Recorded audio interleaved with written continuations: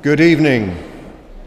Welcome to St Mary's University Church, both those of you joining us in person and those joining us online. My name is Will Lamb. I'm the parish priest here at St Mary's, and I'm delighted to welcome you to this event hosted in conjunction with the Blavatnik School of Government in the University of Oxford. We have followed events in Ukraine with great concern in recent days and weeks, and this public event forms part of a conference sponsored by the Protestant Political Thought Project within the Blavatnik School of Government. The conference is entitled Christian Identity in National, Transnational and Local Space, and participants and others are aware of the echoes of another Oxford conference which took place in 1937 on church, community and state. That 1937 conference addressed the relationship between church and state in Europe, particularly in Germany and Russia, in the period up to the Second World War. It's one of the most important events in the history of the World Council of Churches, and it's perhaps no accident that relations between the World Council of Churches and the Moscow Patriarchate are currently under some scrutiny. This event, of course, was arranged months ago when the situation in Ukraine looked very different, and it seemed right to put together a roundtable discussion following the lecture in which participants can discuss the war in Ukraine. But let me first introduce Professor Cyril Hoveron. Father Cyril is a Ukrainian scholar, a theologian, and an Orthodox priest. His original doctoral research under the supervision of Professor Andrew Louth at the University of Durham was a study of 7th century Christological controversies and the way in which those controversies were animated, sometimes skewed, and not always settled by the political intrigues of the Byzantine court. This perhaps illuminates his more recent interest in political theology. More recently, he has written Political Orthodoxies, the Unorthodoxies of the Church Coerced in 2019, and Scaffolds of the Church in 2017. We are absolutely delighted that he has come to Oxford to give a public lecture this evening, and I pray that you will give him a warm welcome as he speaks on the title Orthodox Political Theology Between National Identity and Empire. Father, you're very welcome.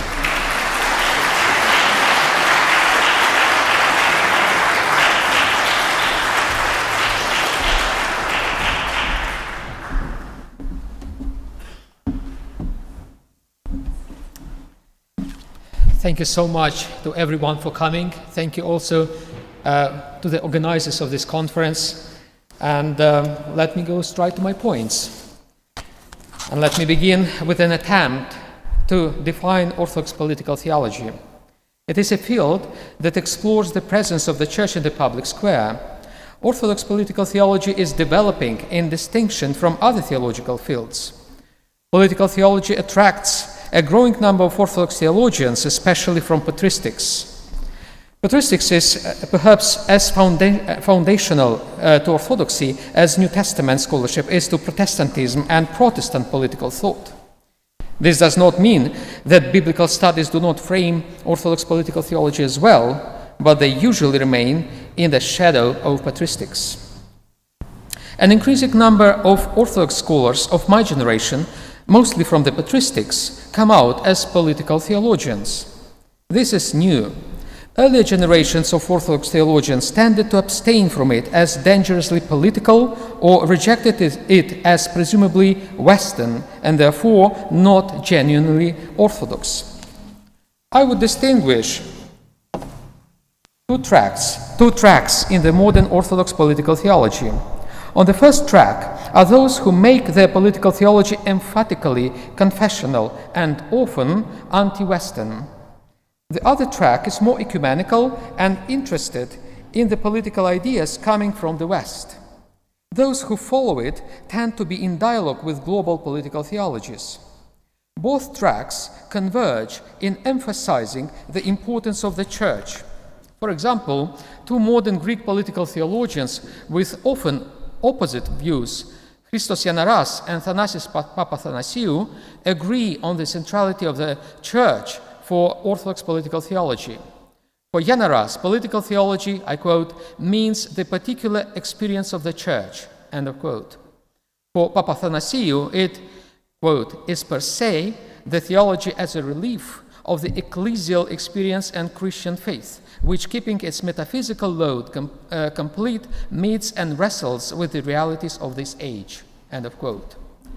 Seen from this perspective, Orthodox political theology can be also defined as political ecclesiology, or a political account of the Church.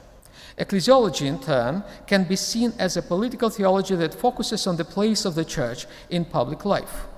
It is not therefore a surprise that those theologians who have made crucial contributions to modern ecclesiology have produced, either implicitly or explicitly, distinct political theologies, even if they do not acknowledge their views as a political theology.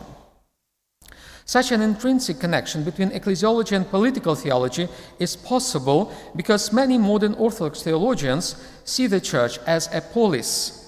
This polis reflects both the heavenly Jerusalem and the ancient Greek politeia, or politeia, whatever you prefer. Related to this is the wording of the Church such as an ecclesia.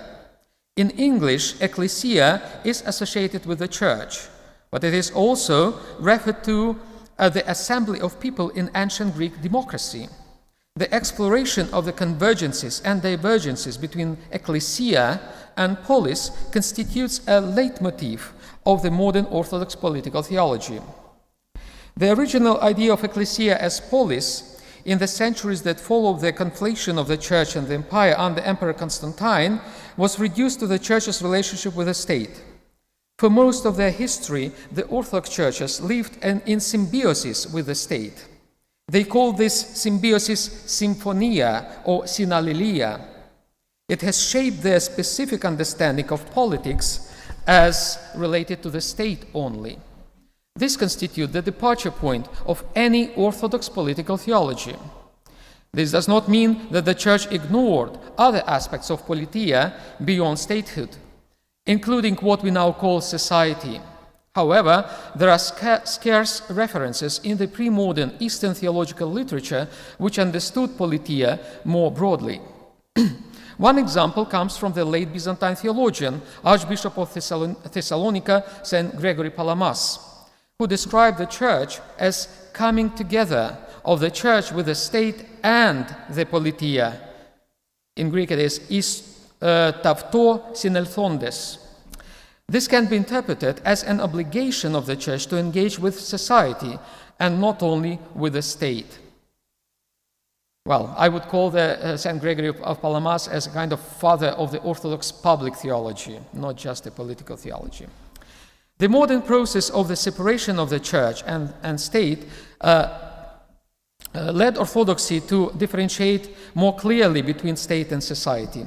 One could say political theology was two-dimensional, as in viewing church and state as centers of gravity, ecclesia and polis on two poles, and is turning three-dimensional, with civil society emerging as a third center of gravity.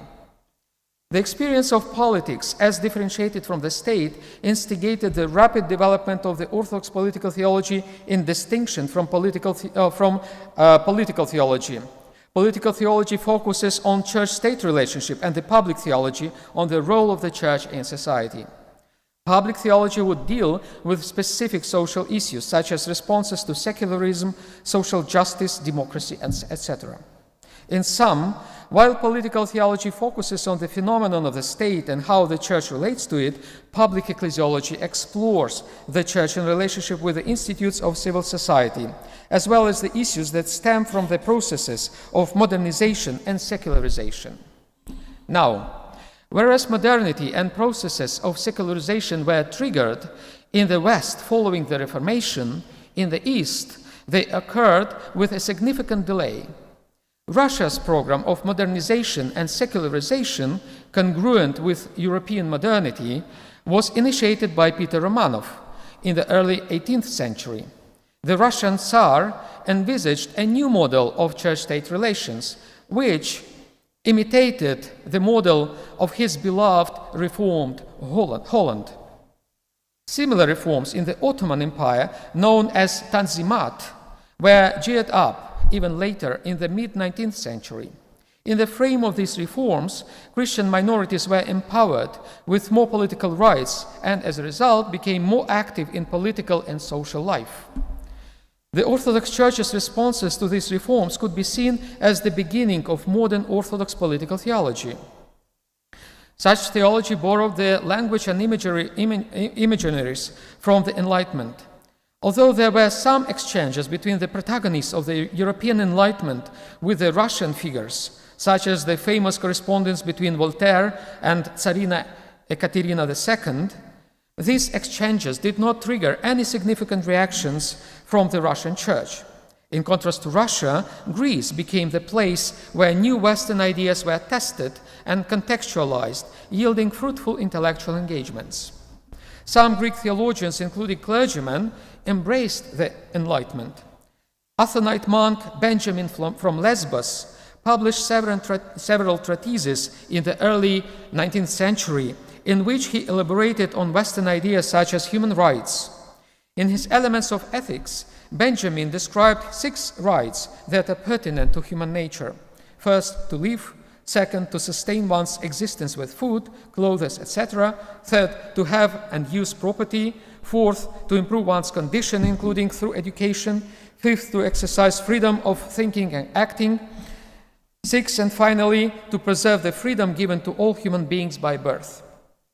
This text contains one of the earliest, I believe, Orthodox references to the modern concept of human rights and liberty. Benjamin used the concept of human rights and liberty to justify the struggle for Greek independence from the Ottoman Empire. This struggle would culminate in the revolution of 1821 and the subsequent creation of the Greek state. This created a new momentum for the Greek political theology. This theology envisaged a role for the Church in social issues and public action as specifically motivated by Christian beliefs. Not all Orthodox theologians shared Benjamin's enthusiasm about human rights and liberty. A group of theologians emerged that criticized the ideas of the Enlightenment as Western and therefore non-Orthodox inventions. They tended to interpret freedom as an esoteric category, which is to be exercised regardless of whether a person or a nation is free or enslaved. The protagonist of this group was a monk from the Aegean Isle of Paros, named Athanasios Parios. He indulged himself in criticizing the Western ideas of liberty and free thinking, in calling it philosophia, not philosophia, but philosophia with zeta inside, which would be translated as a love for darkness, zophos. The dialectics of acceptance and rejection of Western ideas represented by figures such as Benjamin and Athanasius set the paradigm for Orthodox political theology for future generations. This paradigm could be seen in the disputes between the Westerners and the Slavophiles in the 19th century Russia. The former were Russian intellectuals who considered Russia to be a part of the European civilization and who engaged with and contributed to the European Enlightenment. Russian Westerners tended to be more secular thinkers than Greek Westerners, but in their political thinking, they sometimes still made references to religion. Such was the protagonist of the Russian Westernism, Pyotr Chadaev. He envisaged the role of the Church as, I quote him, to give the world a Christian civilization, end of quote. However, he saw the West embodying this civilization to a greater extent than Russia did at his time.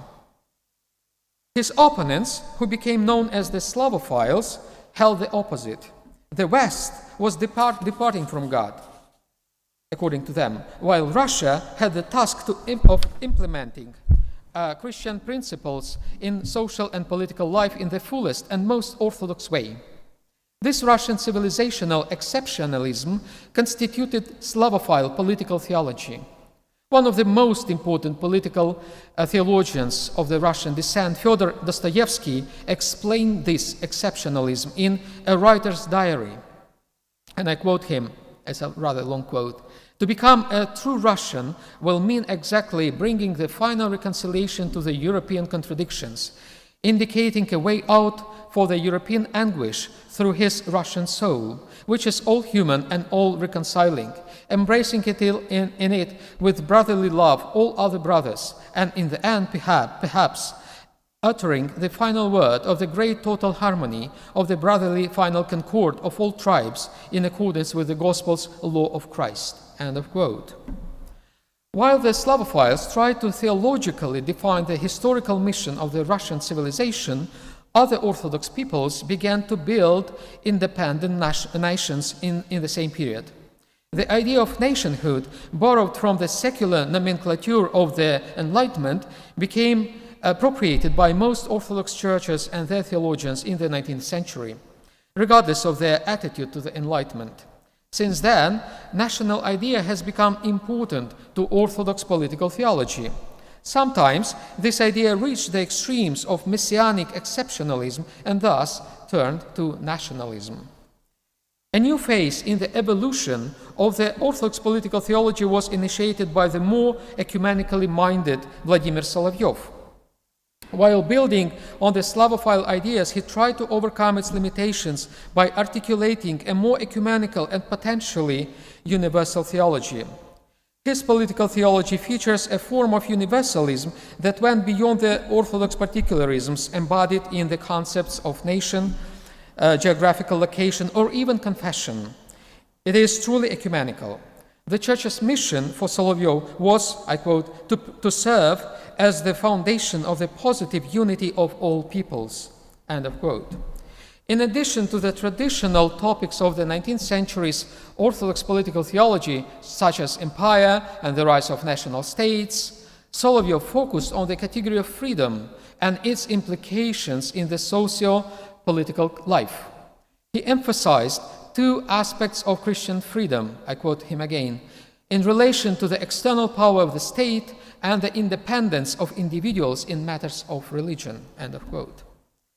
The idea of freedom emerged as perennial for new Orthodox political theologies, which resurfaced from under the ruins of the empires, Russian, Ottoman, and Habsburg, following the World War I. This new theology featured the liberation of the churches from the paternalistic care of the state and the discovery of civil society as a viable partner. The proponents of such theology refocused their attention from the issues pertinent to the church-state relations to the broader topics of freedom, human rights, pluralism, and secularism. This sort of political theology can be identified as the one of the 1920s. This does not mean, of course, that it was confined to this decade, but it certainly reflected its spirit of emancipation. There was a reaction to this spirit which culminated in an Orthodox theology of the 30s, so I call it. This reactionist theology had both moderate and radical variants. The moderate theology of the 30s has become known as the neo-patristic synthesis and was designed by Father Georgios Florovsky. His political theology was a reaction in particular to a more liberal theology of Father Sergei Bulgakov and his confederates. In contrast to the latter, Florovsky switched from a dialogue with modernity to a dialogue with the past, and I believe that past was to a great extent imagined. Although demonstratively apolitical, Florovsky's neo-patristic synthesis was paradoxically underpinned by a distinct political theology. His thought resembled post-colonial anti-Westernism from Western theology, but this he leveraged as theological camouflage for a moderate, conservative, Orthodox global ideology. Appeals to the authority of the Church Fathers became a banner of a political theology that was subtly tilting to ideological conservatism.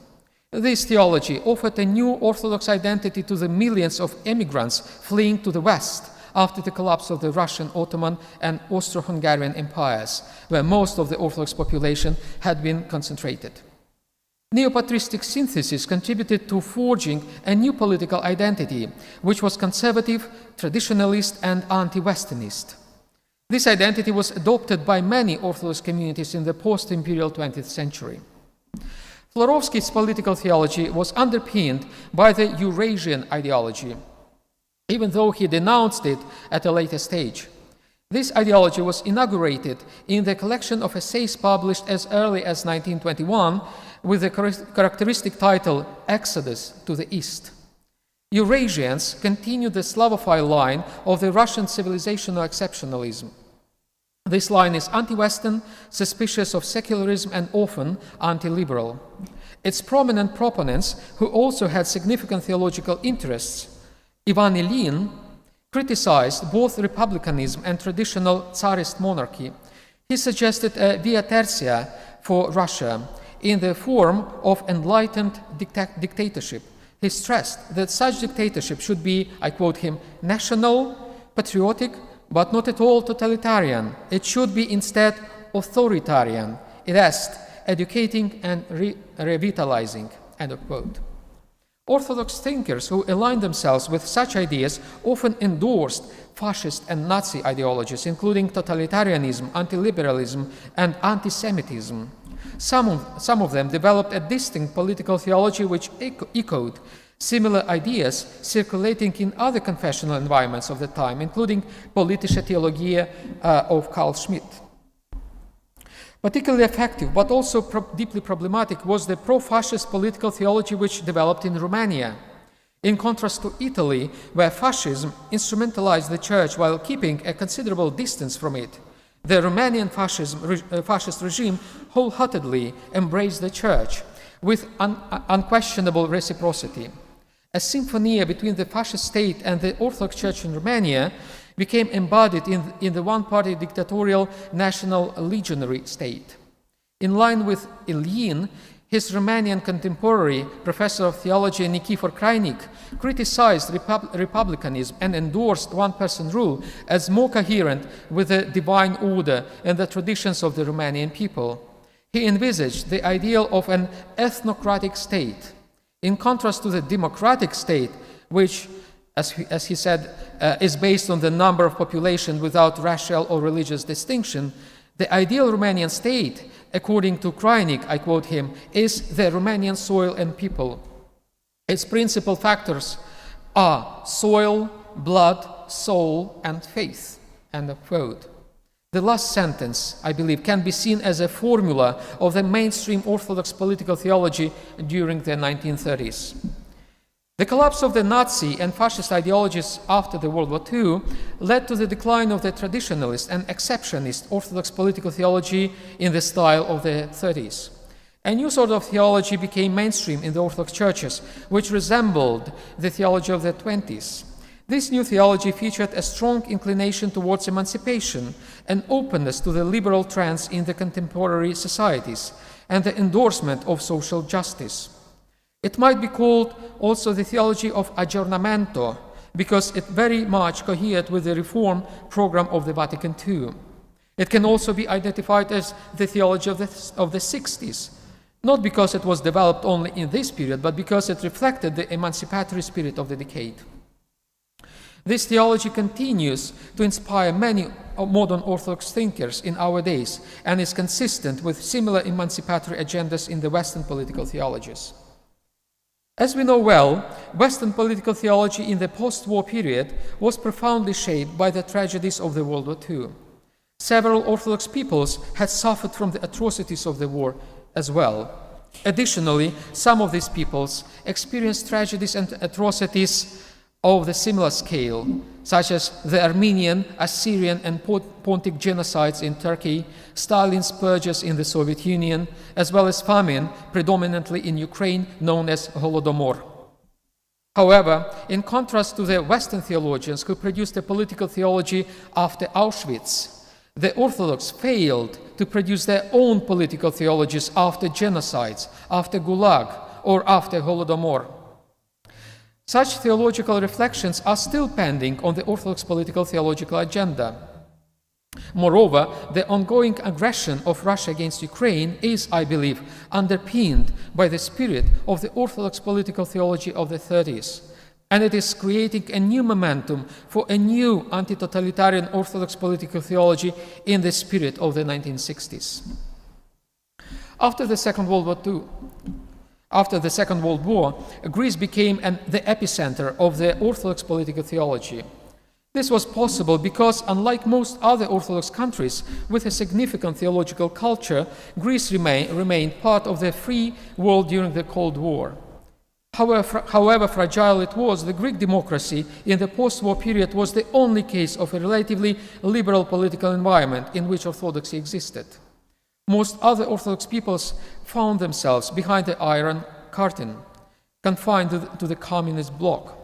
The bloc's state-enforced atheistic ideology and oppression of the Church led to the dramatic impoverishment of theology. In the meantime, the generation of the Russian theologians in emigration who had advanced the emancipatory theology of the 20s left the scene during the 1940s. Nevertheless, the institution they created and contributed to, the Saint-Serge Orthodox Theological Institute in Paris, became an incubator for the new generation of Orthodox political theologians. Most prominent Greek political theologians of our time are related to the so-called Paris School of the Saint-Serge Institute. These theologians have reshaped traditional symphonic ideals and have been critical of illiberal ideologies, including the ones that dominated in the 1930s. A towering representative of this new generation was the professor at the Aristotelian University of Thessaloniki, Savas Agouridis. He was a proponent of aggiornamento in the Orthodox Church and its engagement with the modern society. His political theology, among other topics, emphasized the value of human rights, and he criticized the Orthodox for being too insensitive to these ideas. For him, their difference was a part of what he called the political orthodoxy of the Byzantines.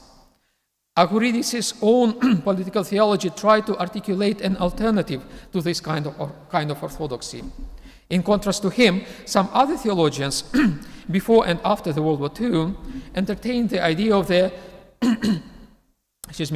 revival of Byzantium after the modern socio-political circumstances.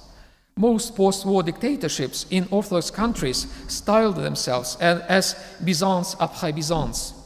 To use the expression of Nikolai Yorga, it as incarnations of the imagined Byzantine civilization.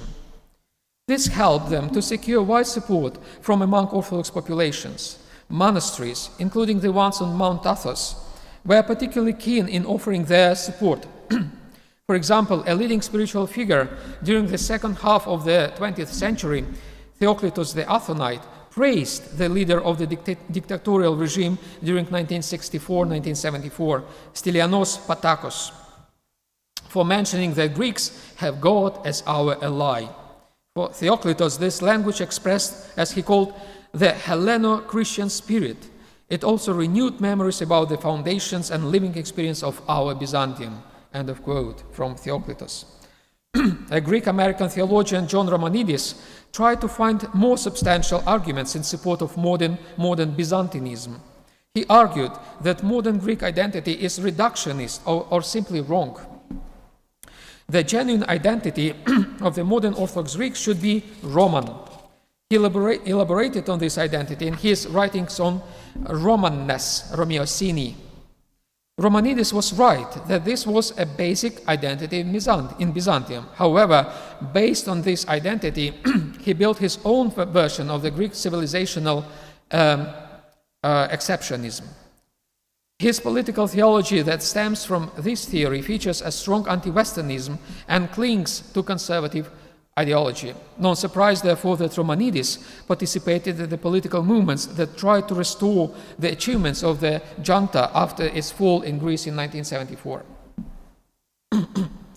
Figures like Theoklitos and Romanidis supported dictatorships out of romantic belief that they were the incarnations of the spirit of Byzantium. Other theologians looked at the Orthodox dictators as protectors of the traditional conservative mores in the society. Their political theology was often pietistic, almost puritanic. Such theologians were associated primarily with the so-called brotherhoods, adelphotites, lay organizations which aimed at re-evangelizing the Greek people. Despite their focus on mission, these organizations never missed an opportunity to engage in political activities, almost exclusively on the conservative or dictatorial side. When ideological conservatism in Greece took the form of dictatorship, the brotherhoods did not hesitate to lend a hand. The oldest brotherhood was established in 1911 under the name Zoe, which means life. Until 1938, it was a religious movement without any clear political agenda. In 1938, the Zoe Brotherhood began collaborating with the theological circles and had been formed around the periodical Actines and promoted a conservative socio-political agenda. In the period of the Nazi occupation of Greece, this movement carried out the vision of a new Greece, which would be based on the values and Christian culture. After the Greek Civil War that followed World War II, this movement appeared among a few political forces capable of counterweighting the ideological left. Political engagement of Zoe and its departure from its initial educational goal caused a crisis that led to the split of the brotherhood to two parts, Zoe and Sotir. Sotir in Greek means savior. Sotir was more liberal, but still tilted to the ideological right. The role of the brotherhoods in the Greek church and society declined after the fall of the dictatorship in 1974. A considerable group of thinkers sprang from them. Some of them did not break up with the brotherhoods and others did. The most famous among the latter is Christos Yanaras. In his younger years, he grew to the senior ranks in the Zoe, and then he slammed the doors behind him. He accused the brotherhoods of totalitarian methods and hidden ideological agendas that supported dictatorial tendencies in the Greek society. Being arguably the most remarkable modern political theologian in Greece, Yanaras denies that he is a theologian and that an authentic Orthodox political theology can exist at all. Although he is a prolific author, only one book is explicitly dedicated to political theology, the Chapters of Political Theology. This is not even a monograph, but a selection of his publications in the Greek newspaper Tovima that followed the fall of the Greek dictatorship.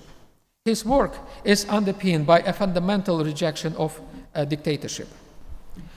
Outright anti-Westernism constitutes another pillar of Yanaras's political theology. He condemns political theology as such for being a Western device, which he believes to be completely alien to the Orthodox tradition. An authentic political theology to him should utter prophetic voice, which the Western theology, in his judgment, has lost. Just like I am losing my voice. Western theology, in his view, has been reduced to the agenda of the Marxist and neo-Marxist left. Thus, theology has become nothing but a surrogate, I quote him, of the disguised neo-leftism, which is neither politics nor theology, end of quote. Although seemingly apolitical, his work could be called quasi-political, in that it still features a significant political ideology in its fierce anti-Westernism. Some ostensibly apolitical political theologies were developed in the milieu of the Russian theology in the diaspora. For example, Father Georges Florovsky, who I mentioned earlier, produced the mentioned neo-patristic synthesis. Florovsky conceived this project in the interwar period, as I mentioned, after he denounced Eurasianism and continued promoting his ideas after the World War II. While before the war, his synthesis offered an alternative to political theologies that were influenced by fascism, after the war, it turned to a moderate substitution of right-wing ideologies. Father Alexander Schmemann did something similar with the liberal ideology. He promoted a theological project which appeared to be apolitical and was branded as Eucharistic ecclesiology. It spearheaded liturgical revival, more lay participation in the life of the Church, and rethinking the phenomenon of the Church as such. At the same time, Eucharistic ecclesiology could not conceal an implicit ideological agenda. In contrast to the neo-patristic synthesis, it was liberal. It concurred with the liberating momentum of the Eucharistic theology in the West, especially in the Catholic Church, where it inspired the Vatican II.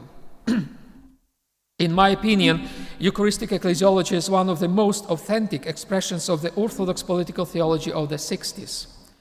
This theology pretended to be apolitical, made references to tradition, even though interpreted it broadly and creatively, featuring light anti-clericalism, sometimes flirted with left-wing ideologies, including Marxism, detested the totalitarian ideologies of the previous decades, and developed as an antithesis to the theology of the 30s.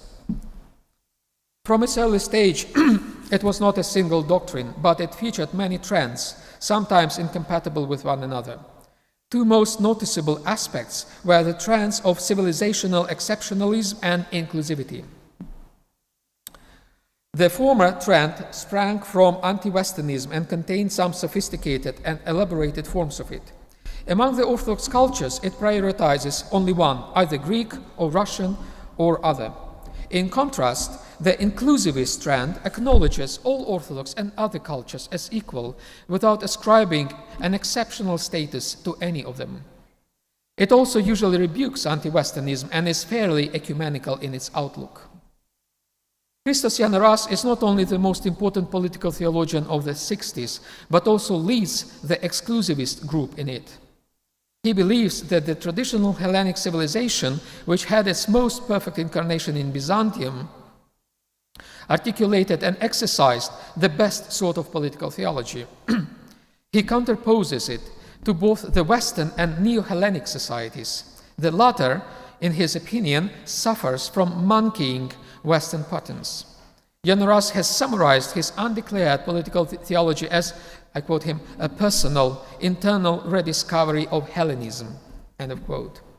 It would be incorrect to identify his admiration of Hellenism with nationalism, as that too he rejects as a Western influence.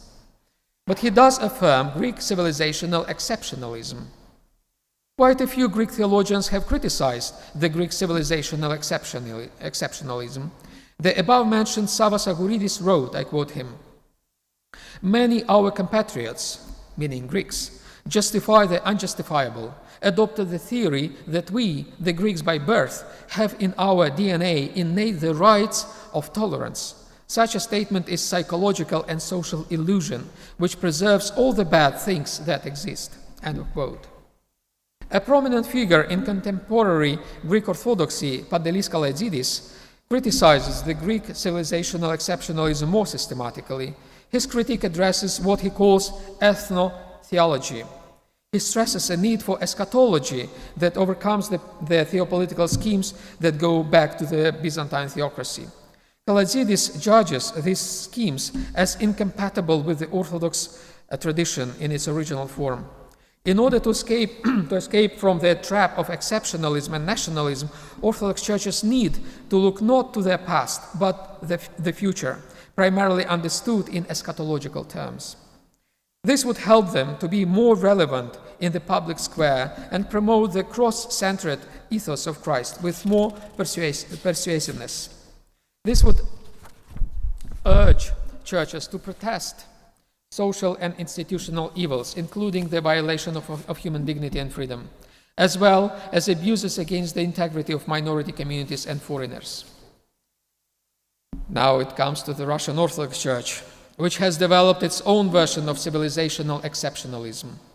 It has been branded as the Russian world. Originally secular and liberal, this concept was appropriated by the Russian Church in the late 2000s and redesigned as conservative and religiously motivated. It is a complex ideological concept which combines many heterogeneous elements.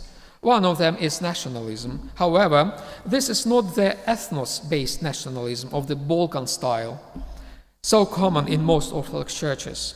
The nationalism of the Russian world is supranational.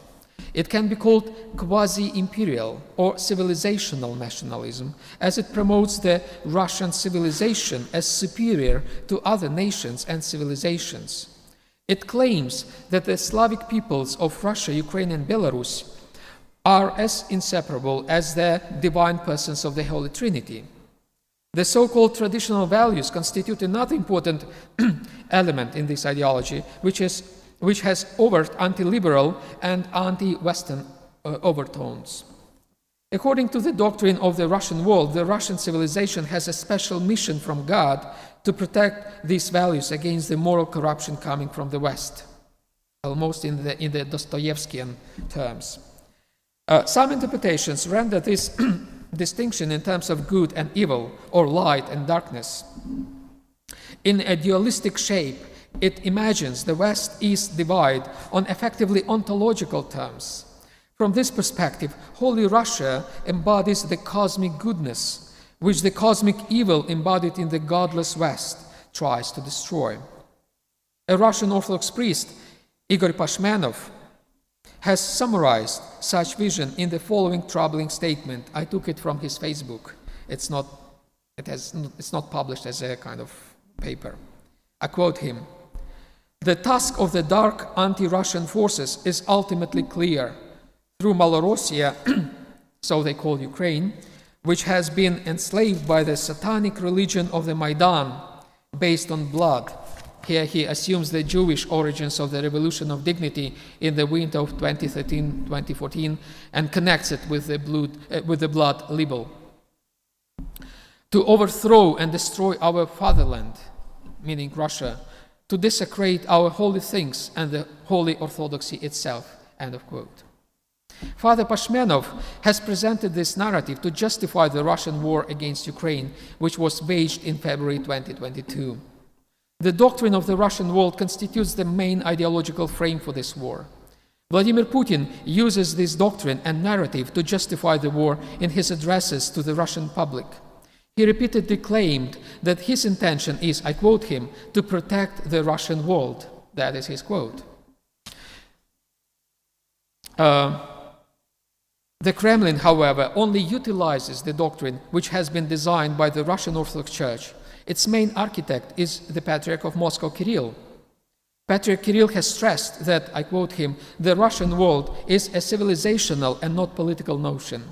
It is a spiritual, cultural, and values-based dimension of the human personality. This system of values makes Russia different from other countries," end of quote. There are also critiques of the Russian world concept within the Russian Church. Well, I personally have been criticizing it since 2012. While some apologists of this doctrine present it as a Byzantine political theology, I believe it is an updated, to a very extreme extent, version of the political theologies of the 1930s and its fascist ideology.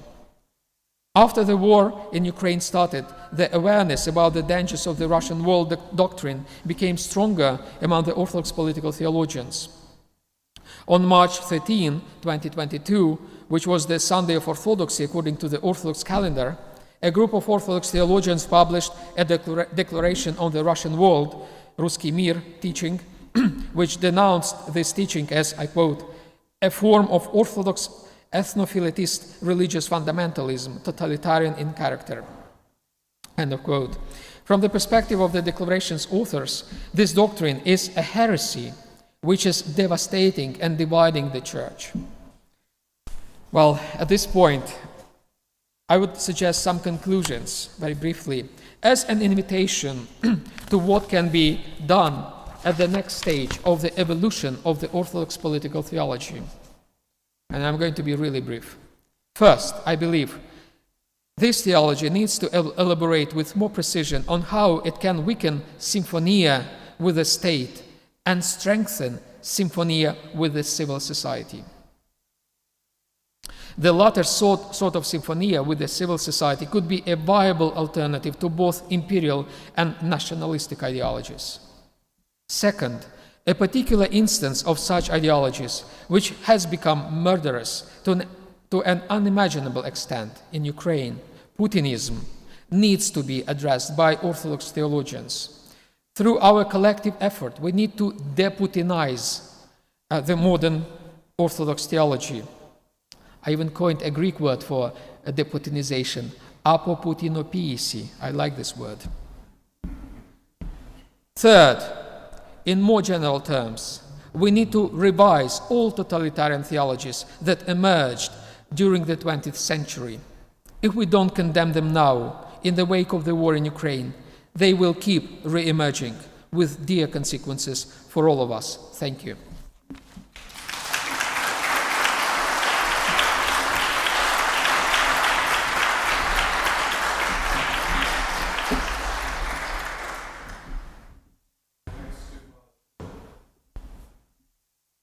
We come now to the roundtable discussion, which will be convened by Dr. Marietta van der Tol, who is a research fellow in the Blavatnik School of Government.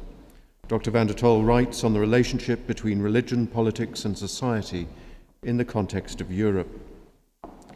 We also welcome Professor Katarina Kunter from the University of Helsinki. Professor Kunter has a particular interest in the way East German and Eastern European churches formed spaces of resistance towards the end of the Soviet occupation. Professor Petr Kratochvil joins us from the Institute of International Relations in Prague. His work includes ways in which Central and Eastern European churches engage in European politics and international relations. Finally, Dr. Jenny Leith is a Cambridge-based scholar who writes on political theology with a particular interest in Anglican ecclesiology and the relationship between national and local identities. She studied Russian while living in the city of Odessa. Please welcome them.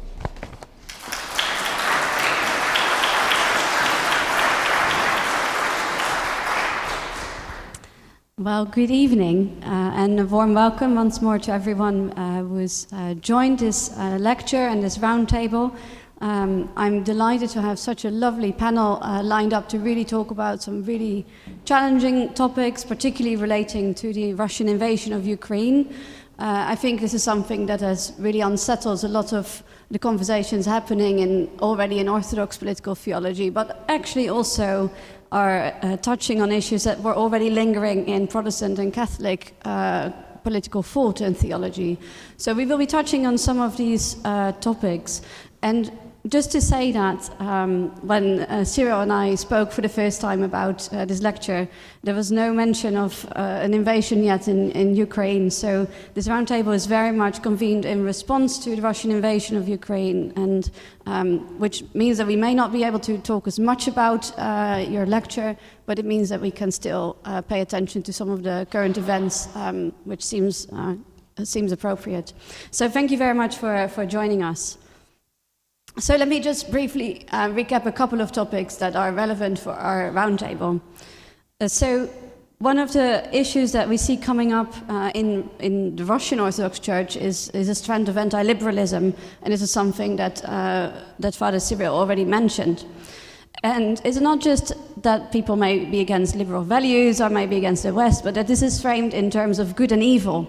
You may have picked this up from the lecture already, so you might think, why do you say that? Well, because actually it is really important to Christian nationalism, where we see that under the influence of populism, peoples are also divided between good people and bad people, the true nationalists and the not so true nationalists, which may sometimes even be called traitors.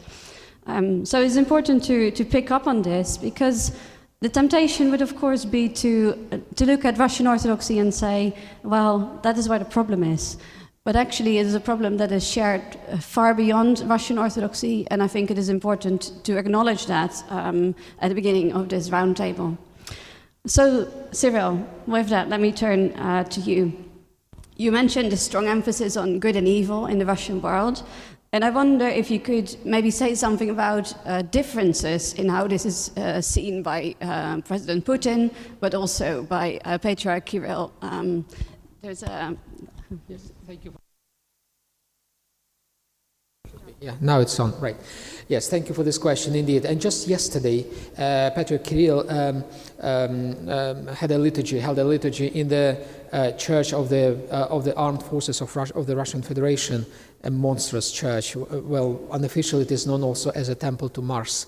And he made a statement in his sermon where he said like this, that there is, that we speak about the independent nations, but the nations are not independent. There is a huge evil force behind the independent nations, and it kind of encroaches upon us, upon Russia, which somehow resists these forces. This was a clearly dualistic picture that he described, almost Manichaean, I would say. And this is the kind of rhetoric, the kind of vision that he shares with Putin.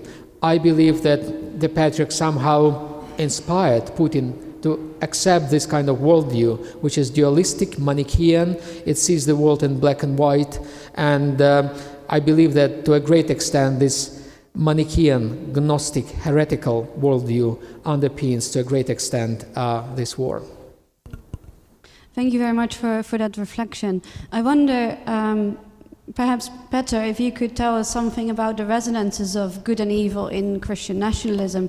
There is obviously the issue of Christian nationalism in Europe, but there are also loud and sometimes not so loud supporters of the Russian world in Europe.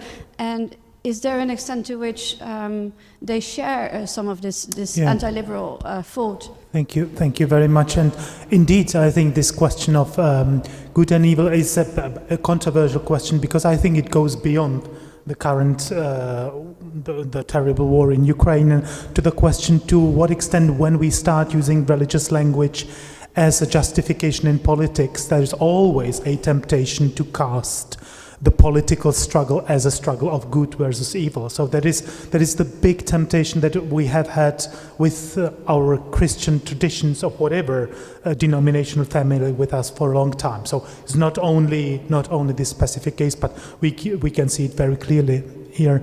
And it seems to me that this admiration for the Russian world needs to be unpacked, because clearly it's not just one type of admiration. This proximity has different ideological backgrounds, and I think that in fact what you see globally speaking, not only about Europe, you see three concentric circles that of those who support the war in more general, but also the concept of the Russian world.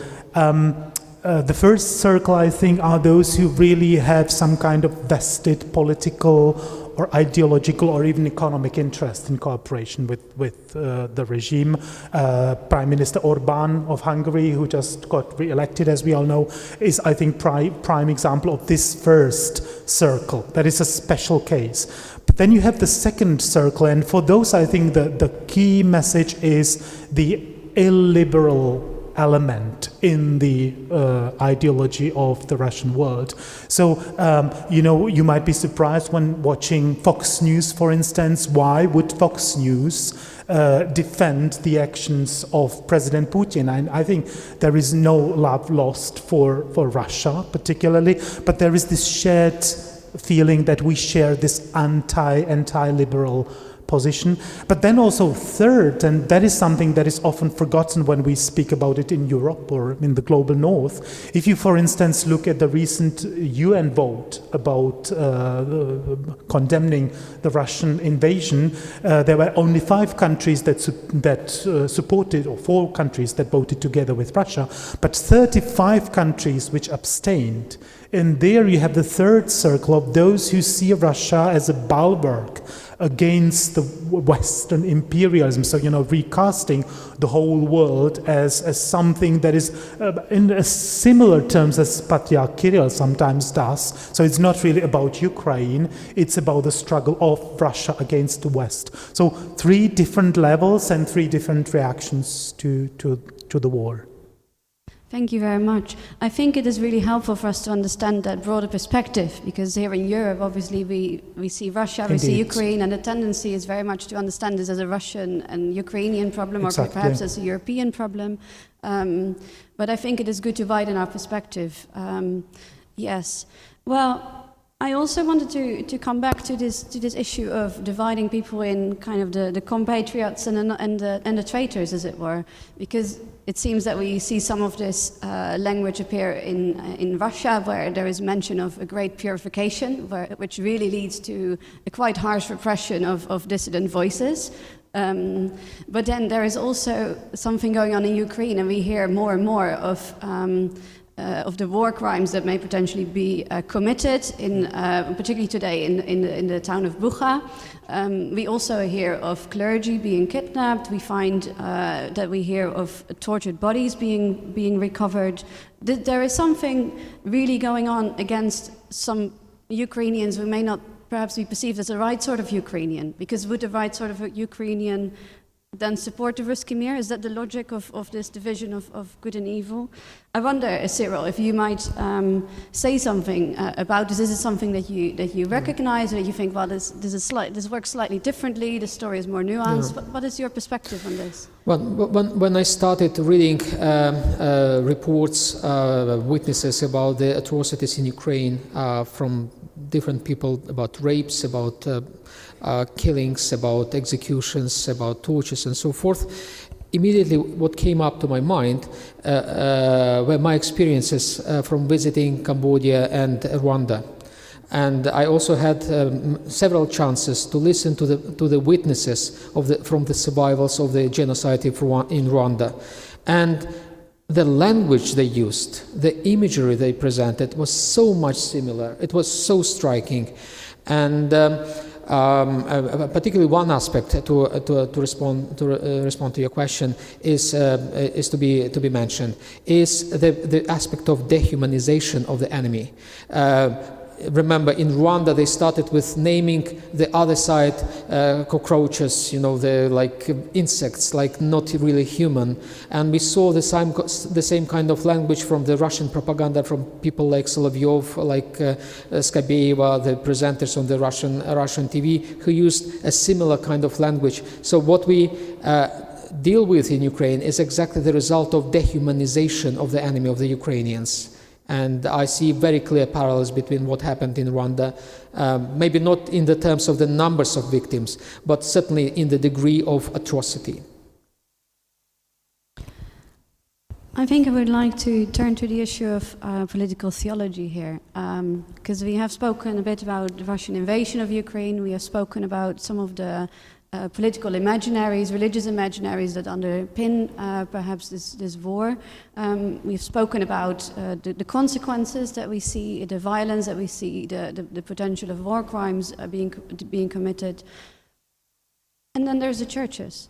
What are churches saying to this? Is what have Orthodox churches got to say against this Christianist narratives, and how is this received in the international community?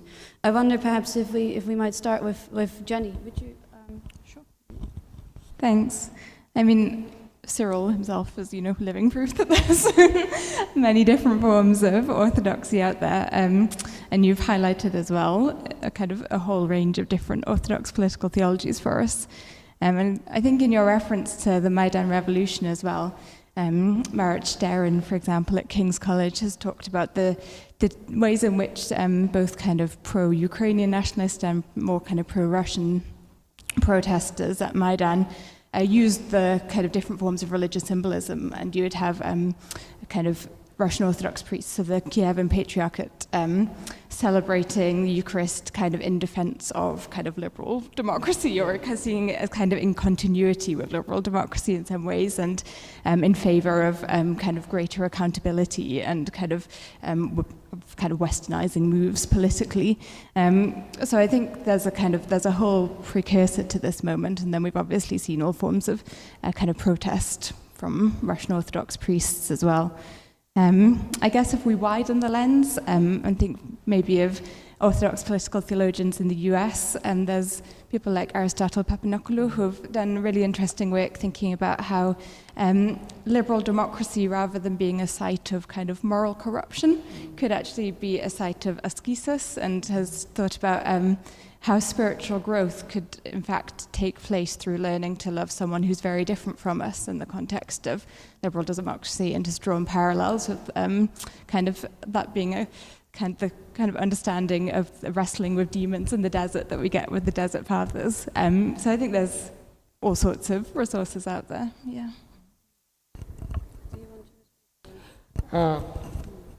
No, I agree. That's indeed so, and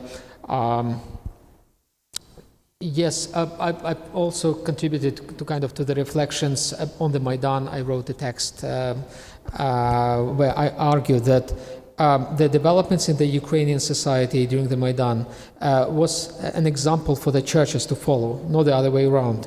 And I believed, and I still believe, that at that point the society was more mature than the churches.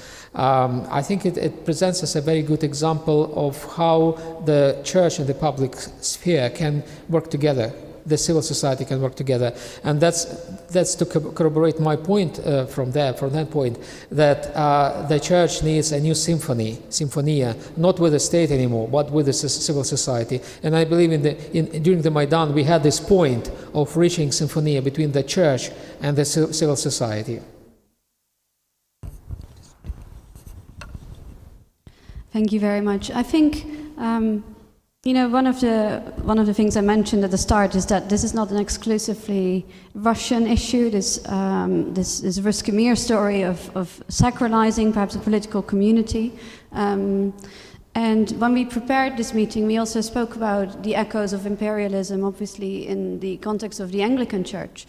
And I wonder, Jenny, if you might say something about how actually within Anglicanism this issue of imperialism is also negotiated and not always straightforwardly rejected or supported, but it is really an ongoing search for what's next. Would you like to comment on that?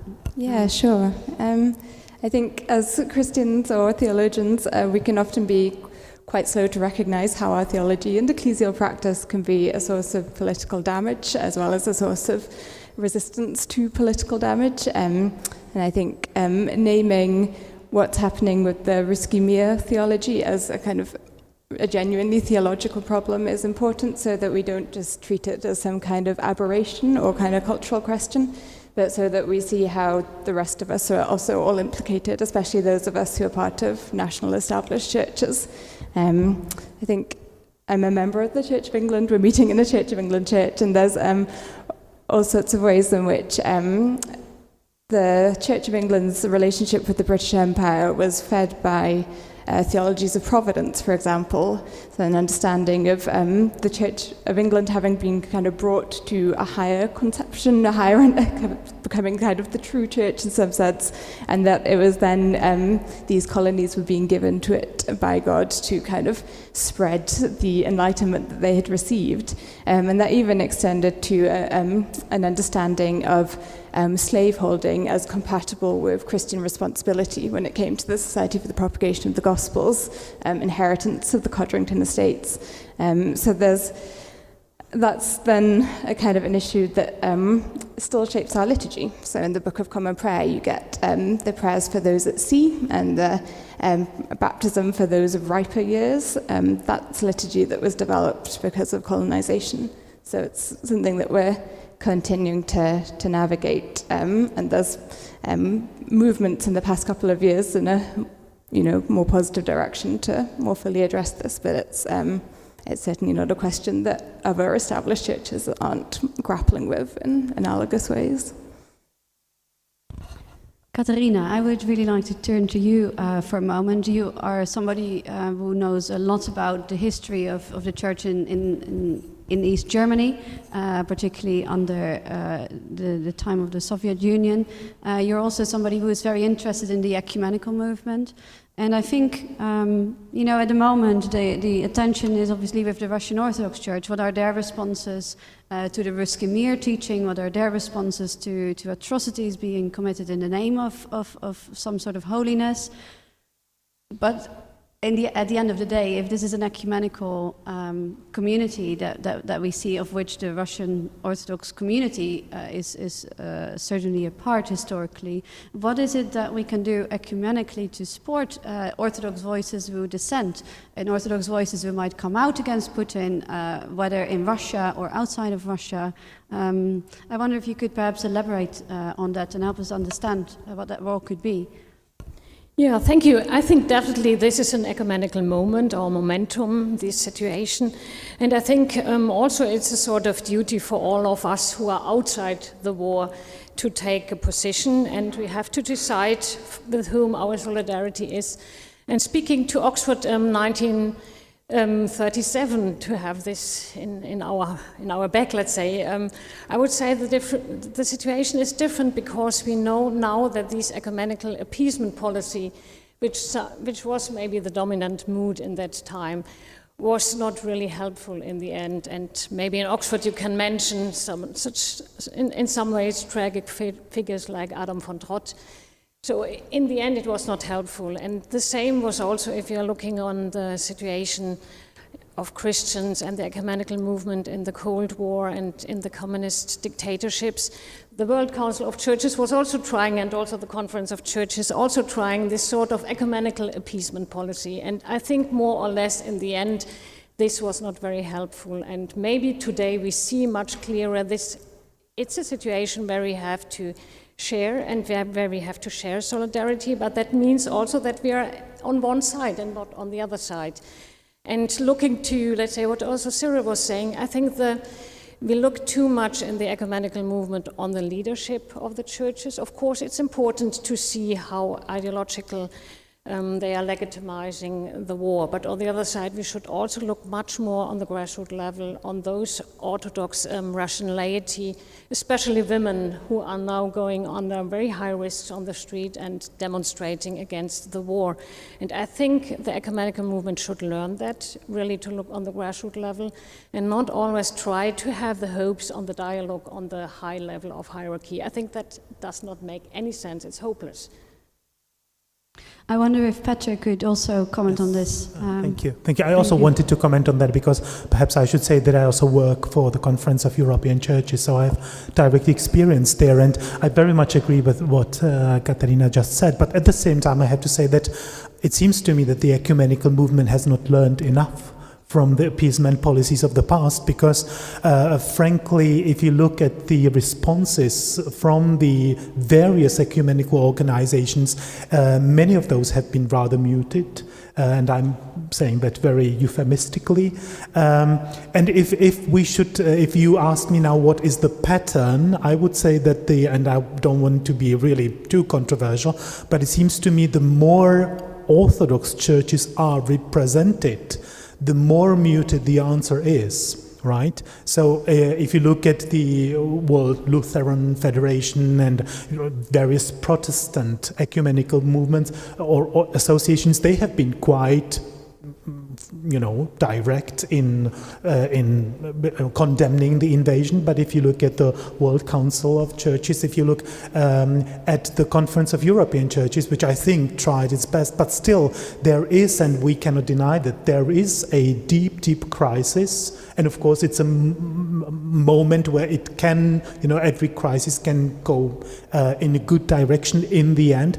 But it seems to me, because there is this deep intra-Orthodox dimension and intra-Orthodox division, not only within a single church but between churches, because there are Orthodox churches that interpret or support the Russian interpretation of events, and we should acknowledge that, right? So it's for me personally as well, I have to say, because I'm deeply involved in the ecumenical movement, and it seems to me that there is a lot of frustration as well and disappointment, and I can imagine that it's even probably much stronger for Cyril and people in Ukraine.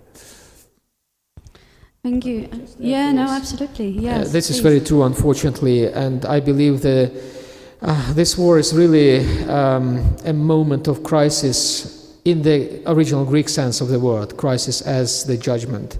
It's a moment of crisis for the global orthodoxy. Certainly, it will not be any more the same as it used to be before the war. It will change, for sure. We don't know how it will change, but certainly.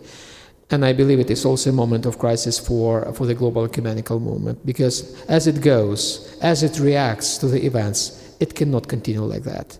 It discredits itself. So something needs to be done about that. Thank you. I would like to come back to you, Katarina, once more, because one of the things that I know about and love about your work is very much your interest, but also knowledge of how local churches in East Germany shaped resistance in the time of the Soviet regime. What can local churches do these days? Is there any scope for what we might call resistance? Is that even on the table? What would you be able to share about that? Maybe if you're thinking that you can learn something from history, so I would maybe point out 4 short points, if you think that. So I think the first one, what was also Cyril saying, I think you can learn that you see churches as an actor of the civil society. I think this is one lesson we have learned, and move them then into the public space and strengthen, let's say, the peaceful ability to resist. And I think that was the mood and also the power of all the peaceful revolutions of 1989. I think this is something we can learn and can give to the situation today.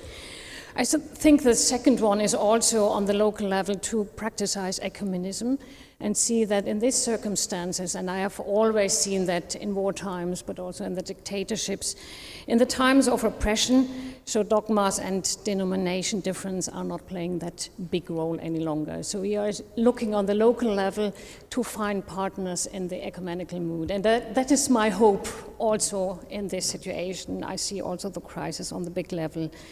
And then the other one, I think, as a historian, it's also interesting to see, of course, in war times, where is God? It's maybe easier to find God in peace times because we had in Europe such a long time of peace and we have an idea where to find God. But now we have to look, and Ukrainians have to look, and Russians have to look, where is God in the wartime? But he is there, and it needs a new look on it and to see that.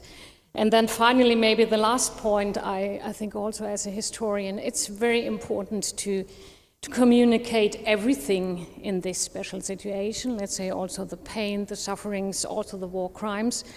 Do that in conventional forms, just handwriting, using social media, sources, whatever, pictures.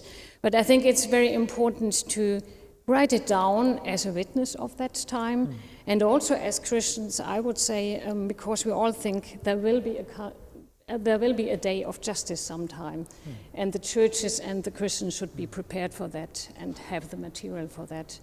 So I think these are very short four points which you can learn from history.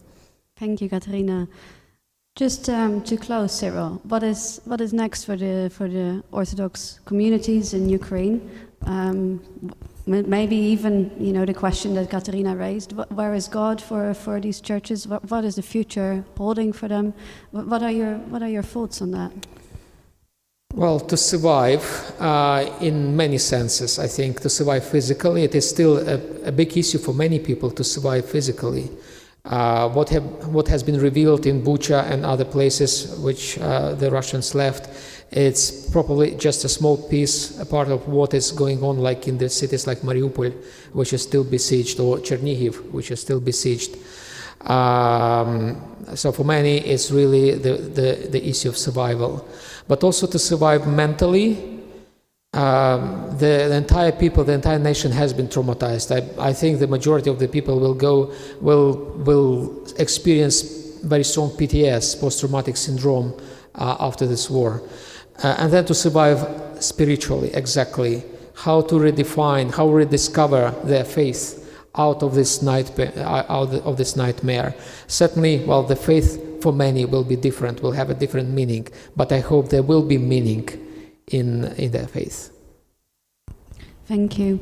From the little I've heard from friends in Ukraine, there is in some communities, Christian communities, really a truly impressive story of witness developing, where I think one of the people I'm in touch with described that it is when you come out of the shelters that you learn what the ministry of presence really means. When you bring food, when you bring drinks, and you find the consequences of the war in front of your eyes. I think this is truly impressive. It's also something that will leave deep wounds in Ukrainian society, and something that it is important. We talk as scholars, we talk as perhaps as Christians, or perhaps as people who are interested in this, that there are very real life consequences. And I think one of the things that as a conference that we are seeking to do is to really learn from different voices in Orthodoxy, in Catholicism, in Protestantism, and as small as it might seem, it is really a gesture of solidarity. And in that spirit, I would like to close. I think we will finish the roundtable here, but we have a specific gift for you, Father Cyril. One of the things that we have prepared is a statement of solidarity that we have asked several scholars in political thought and theology from around the world to sign. And it is really something that we would like to offer as a gesture of solidarity and as a promise that we will continue this conversation. And it's a conversation that, you know, is obviously important to Europe, but I think we also have to understand that Europe is also just a small piece of the world, and there's a lot of people in the world that we can learn from, that we need to listen to, and that we also need to come alongside too. And I think what we would like to do is to call for a bigger conference next year where we bring in some of these voices and come up with more of an ecumenical response, much like the spirit of the 1930s, when here in Oxford, as has been referenced tonight, was also a conference that dealt with how Christian responses might shape up in the light of atrocities happening at the time. So I would like to invite Sophia Johnson to come and to hand the statement of solidarity to Cyril, if you like.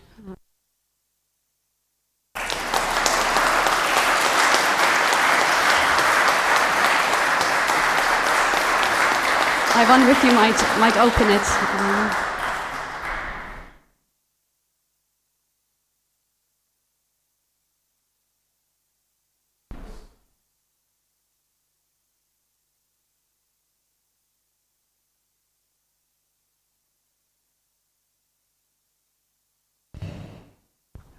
There we go.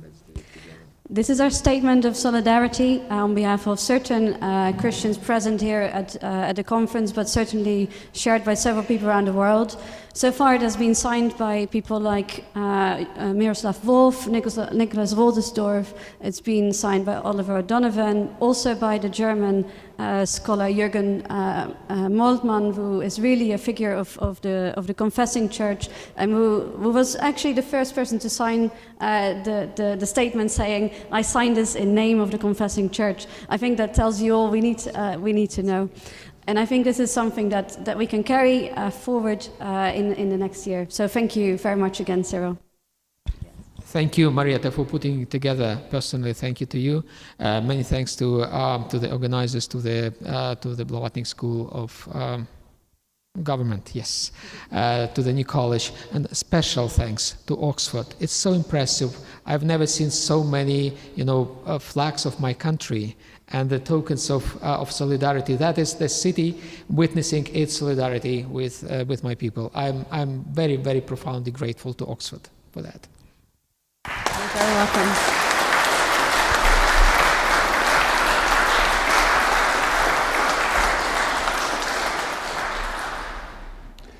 Thank you for joining us this evening. My thanks in particular to the Harold C. Smith Foundation and the Alfred Landecker Foundation for sponsoring this event this evening. My thanks also to our speakers, to colleagues at the Blavatnik School of Government for arranging this event, and particularly Dr. Marietta van der Tol, and a warm word of thanks to Father Cyril for his lecture. I hope that you will join me in assuring him of our prayers and good wishes for all those caught up in this terrible conflict in Ukraine. Let's show our appreciation. Thank you.